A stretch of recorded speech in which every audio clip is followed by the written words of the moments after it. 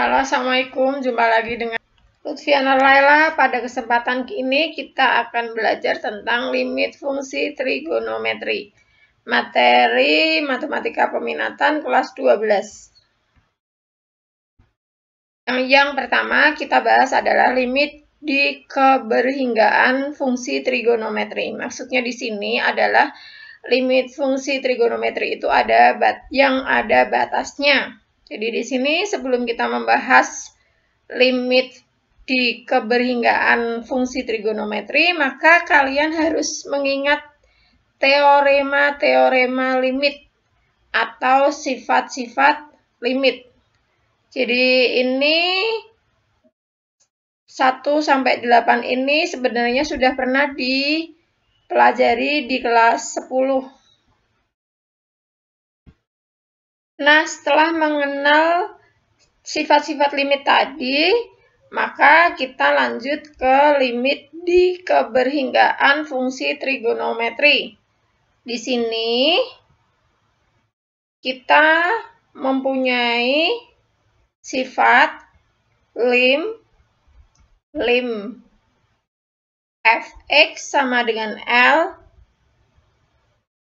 untuk x mendekati A. Maksudnya L di sini adalah fungsi x untuk x mendekati A. A itu adalah besarnya sudut dalam radian. Ingat, kalau radian berarti nanti ada pi-nya. Pi itu nilainya kalau di dalam radian itu 180 derajat. Lanjut setelah mengenal sifat, maka kita pelajari contoh soal berikut ini. Saya mempunyai contoh yang pertama di sini. Hitunglah nilai dari A, limit sin X dikurangi cos X untuk X mendekati pi. Nah, di sini pi itu namanya radian ya. A itu tadi ya. Pembahasannya di sini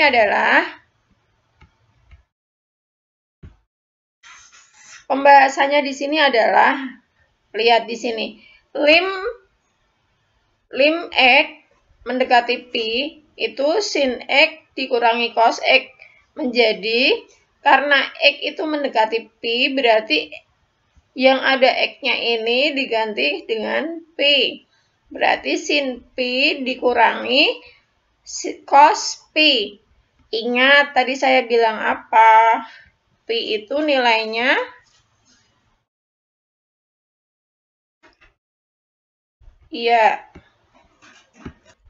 pi itu nilainya 180 derajat. Jadi kita lihat pi di sini 180 sama aja dengan sin 180 derajat. Berarti nilainya 0. Atau cos 180 berarti nilainya negatif 1. Berarti di sini 0 karena tandanya nilai dari sin pi itu 0. Berarti di sini 0 dikurangi, masih sama dikurangi. Kemudian cos pi. Cos pi nilainya negatif 1. Berarti di sini 0. Karena di sini negatif ketemu negatif berarti positif ya. 0 ditambah 1 berarti tinggal di sini 1. Jadi ketemu deh nilainya. Sin X min cos X untuk limit mendekati X mendekati pi itu nilainya sama dengan 1. Finish. Untuk contoh soal yang kedua, kita juga sama. X-nya kita masukkan semuanya. X-nya kita masukkan. Tabel yang di sini kalau kalian belum hafal sudut istimewa trigonometri berarti kalian harus menghafalkan. Ini sama aja dengan 0, 30, 45, 60, 90, 180. Jadi kalian itu sama aja dengan mengingat tabel sudut istimewa. Jadi tinggal dimasukkan di sini semua nilai dari sin pi per 4, cos pi per 4, dan sin pi per 4. Setengah akar 2 ditambah setengah akar 2 ditambah setengah akar dibagi setengah akar 2.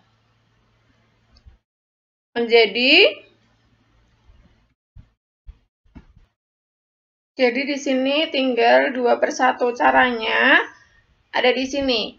setengah akar 2 ditambah setengah akar 2, di situ setengah tambah setengah 1 ya. 1 berarti akar 2 tambah akar 2. Kalau bilangan akar yang sama itu boleh dijumlahkan tapi hasilnya tetap.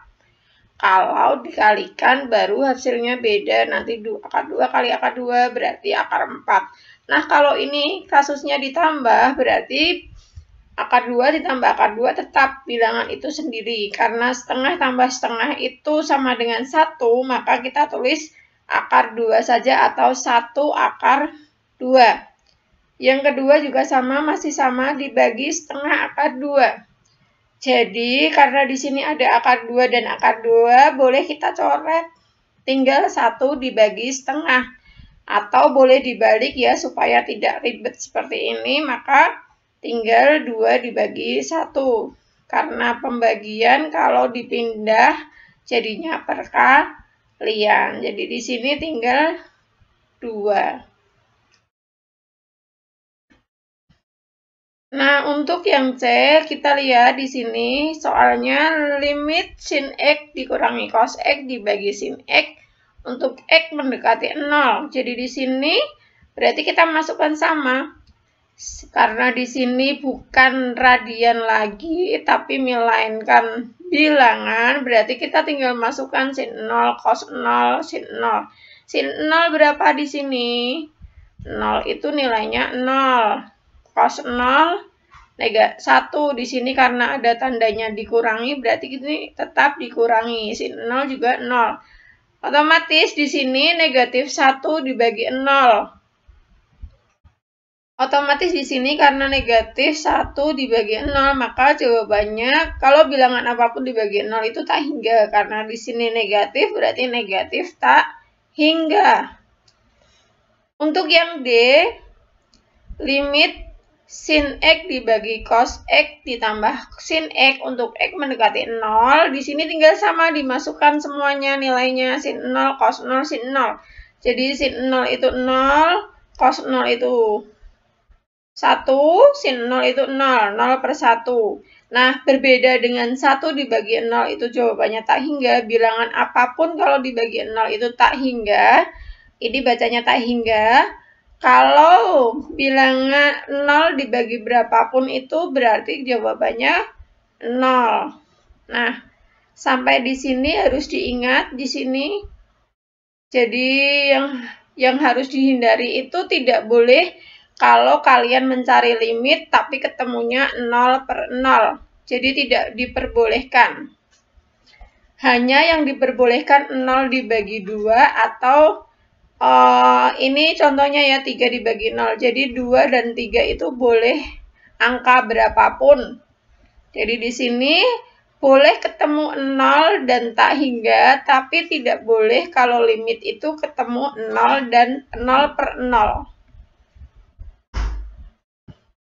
Sekian dari saya, jangan lupa setelah mempelajari video tadi dan menyimak, catat ke dalam buku catatan, kemudian kalian kerjakan uji kompetensi 2 halaman 6 di buku prestasi yang dibagikan di madrasah,